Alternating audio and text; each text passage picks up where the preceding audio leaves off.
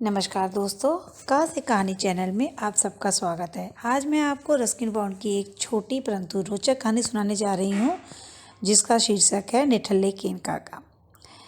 केन काका और rusty Ruskin bond की बाल कहानियों के दो मशहूर किरदार हैं। जैसा कि हम सभी जानते हैं कि रस्किन बॉन्ड का जो जीवन है, अधिकतर उनका जो बचपन है वह बीता है मसूरी, देहरादून और शिमला में। और उनकी लगभग हर कहानियों में प्रकृति से उनका लगाव साफ झलकता है। तो ज़्यादा बातचीत ना करते हुए शुरू करते हैं कहानी। हैरानी की बात तो यह थी कि केन काका को देहरादून के आसपास के स्थल दिखाने की पार्ट टाइम नौकरी मिल ही गई। वहाँ के दर्शनीय स्थलों में नदी के निकट ही एक प्राचीन किला था, 16वीं सदी का एक हिंदू मंदिर था, और फिर 10 मील के फासले पर पहाड़ी की तलहटी में गंधक वाले पानी के चश्मे थे। केन काका ने हमें बताया कि वह 3 अमेरिकी दंपत्ति यानी 6 पर्यटकों के दल को गंधक वाले पानी के चश्मे दिखाने ले जा रहे हैं। दादी तो खुश हो गई। आखिर केन काका किसी काम धंधे से तो लगे। दादी ने उन्हें हैम सैंडविच, घर के बने बिस्किट और दर्जन भर संतरों से भरी एक डलिया दी। यह सारा सामान एक दिन के सफ़र के लिए काफ़ी था। गंधक वाले पानी के चश्मे देहरादून से कुल 10 मील के फासले पर थे, मगर 3 दिन तक केन काका के दर्शन नहीं हुए। जब लौटे तो उनकी हालत देखते ही बनती थी।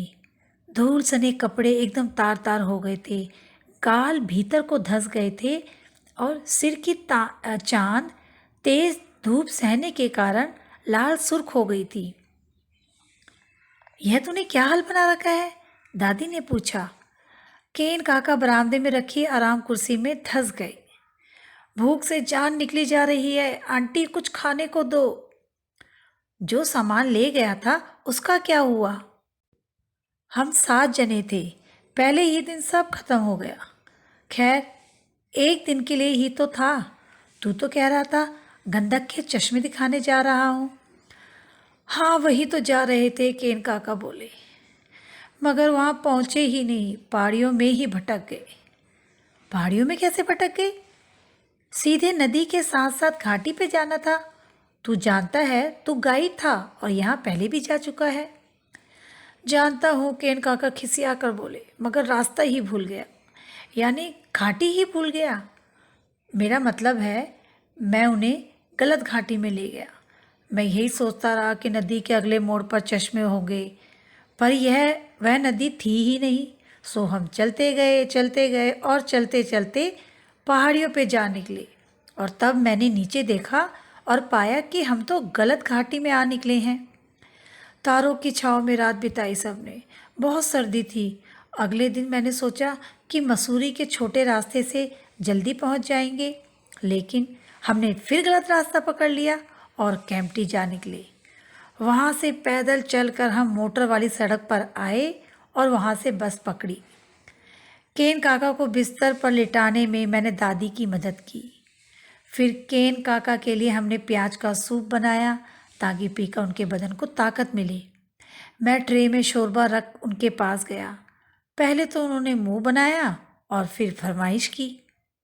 2 दिन तक केन काका बिस्तर में पसरे रहे। आया और मैं बारी बारी से उनके लिए भोजन लेकर जाते, मगर उन्होंने इस सब का रत्ती भर एहसान नहीं माना।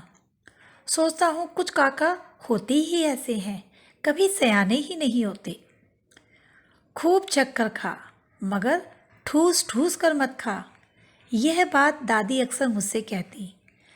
अच्छा भोजन ईश्वर का वरदान है, और दूसरे किसी भी वरदान की तरह इसका भी गलत उपयोग हो सकता है। दादी ने रसोई के बारे में कुछ सूक्तियाँ अथवा कहावतों की एक सूची बना रखी थी, जिसे उन्होंने रसोई भंडार के द्वार पर पिन से टांग दिया था। यह सूची इतनी ऊंचाई पर नहीं थी कि मैं उसे पढ़ ना सकूं, और इतनी नीचे भी नहीं कि केन काका की नज़र उस पर ना पड़े। कुछ सूक्तियाँ इस प्रकार की थी। हल्का खाने से उम्र बढ़ती है, खाली प्लेट की बजाय एक निवाला परोसना अच्छा होता है, हर काम में कौशल की अपेक्षा होती है, दलिया पकाने तक में। खाने पीने में मनुष्य को इस तरह नहीं डूब जाना चाहिए कि वह सोचना बंद कर दे। बाहर के मुर्ग मुसल्लम से घर की रूखी सूखी दाल रोटी अच्छी होती है। अच्छे भोजन से बुद्धि कुशाग्र होती है और हृदय उदार बनता है। ध्यान रखो कि तुम्हारी चटोरी जीभ कहीं तुम्हारा गला ना रेत डाले। एक दिन केन काका जब इस बात पर झींक रहे थे कि उनके बाल झड़ते जा रहे हैं और चांद भी बढ़ती जा रही है, तो दादी ने पुराने नुस्खों की किताब में देखकर बताया कि गंजेपन की एक दवा है जिसका सफल प्रयोग उनके दादाजी किया करते थे। यह एक प्रकार का लोशन था जो ब्रांडी में खीरा सोखकर तैयार किया जाता था। केन काका बोले, मैं इसका प्रयोग करके देखूंगा। दादी ने एक हफ्ते तक ब्रांडी में खीरा भिगो कर रखा। फिर बोतल केन काका को पकड़ाई और निर्देश दिया कि सुबह शाम यह लोशन अपनी चांद पर लगाओ। अगले दिन जब दादी उनके कमरे में गई तो क्या देखती है कि बोतल में सिर्फ खीरे पड़े हैं। केन काका ने सारी ब्रांडी पी डाली थी। केन काका को मुंह से सीटी बजाना अच्छा लगता था। निठल्ले तो थे ही। जेबों में हाथ डाले वह घर के बाहर भीतर, बगीचे में और सड़क पर इस सिरे से उस सिरे तक मटर गश्ती करते हुए धीमे धीमे सीटी बजाते रहते थे। फिर हमेशा एक जैसी ही सीटी बजाते थे केन काका। स्वयं काका को छोड़ सभी को उनकी सीटी बेसुरी लगती थी। मैं उनसे पूछता, केन काका आज आप क्या सीटी बजा रहे हैं? ऑल बैन रिवर धुन। उन्होंने एक अंग्रेजी गीत की पहली पंक्ति सुनाते हुए कहा, पहचान नहीं पाया तू? अगली बार भी वह जब वैसे ही सीटी बजा रहे थे तो मैंने फिर पूछा, काका आज भी आप ऑल मैन रिवर धुन बजा रहे हैं? नहीं, यह डैनी बाय धुन है। उन्होंने एक और गीत के शीर्षक का नाम लिया। फर्क समझ नहीं पाता तू? यह कहकर बेसुरी सीटी बजाते हुए फूहड़ चाल से वह आगे बढ़ गए। कभी कभी केन काका की सीटी दादी को नाराज कर देती। केन, सीटी बजाना बंद नहीं कर सकता तू? तेरी सीटी ने मेरी नाक में दम कर रखा है। सीटी बजाने के बजाय तू गाना क्यों नहीं गाता? मुझे गाना नहीं आता। वैसे भी यह ब्लू डैनुबी की धुन है। इस धुन के कोई बोल नहीं है। और सीटी बजाते वह किचन में ही थिरक थिरक कर चलने लगे। दादी ने कहा, जा बरामदे में जाकर सीटी बजा और नाच। यहाँ किचन में यह सब नहीं चलने दूंगी, सारा खाना खराब हो जाता है। जब दांत के डॉक्टर ने केन काका का एक दुखता दांत निकाल दिया तो हमने सोचा कि अब तो वह सीटी बजाना छोड़ देंगे, मगर केन काका और भी ऊंची और तीखी सीटी बजाने लगे। एक दिन वह जब जेबों में हाथ डाले खाली खाली सड़क पर जोर से सीटी बजाते हुए जा रहे थे, तभी उधर से एक लड़की साइकिल पर आई। एकाएक वह रुकी, साइकिल से उतरी और केन काका का रास्ता रोककर खड़ी हो गई।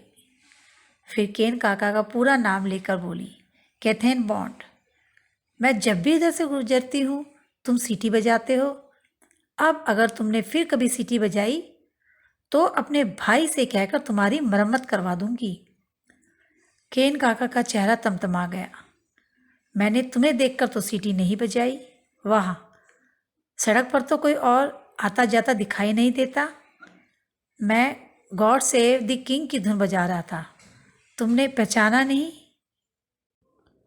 तो दोस्तों, ऐसे ही थे केन काका।